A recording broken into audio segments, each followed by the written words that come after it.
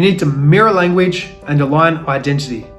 If your prospect says to you, "I just want something simple," and you reply to them with a 10-minute technical rant, you've already lost the sale. Language is how people reveal who they are.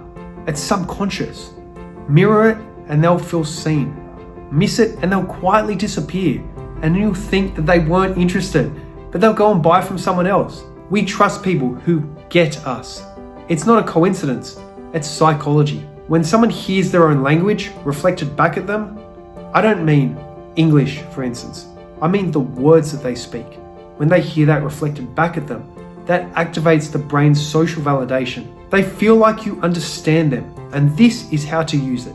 A client says, "I just want results," and your reply could be, "Absolutely, this is for people who want outcomes with no fluff." You can then back that up with social proof, like client testimonials and reviews. A prospect says to you that they've had a bad experience with a similar service provider in the past.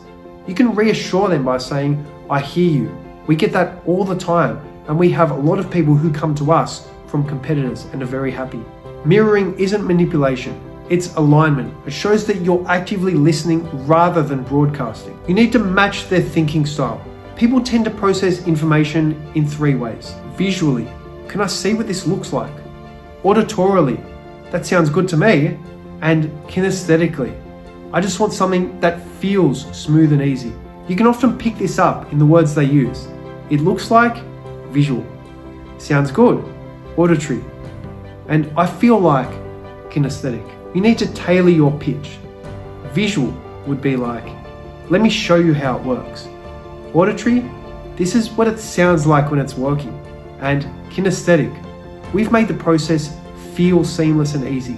This is how you move from talking at someone to truly speaking their language. People, they don't buy products or services. They buy versions of themselves. They think, "Would someone like me do it?" Or, "Does this feel like me?" If your offer doesn't match their sense of self or the person they would like to be, it creates friction. For example, if you're selling to someone creative, sell freedom, expression, originality. If you're talking to finance-minded people, talk certainty, ROI, control. A conservative buyer will avoid anything that feels risky or ambiguous, whereas an ambitious buyer will lean in when you say, "This is what separates the winners from the rest."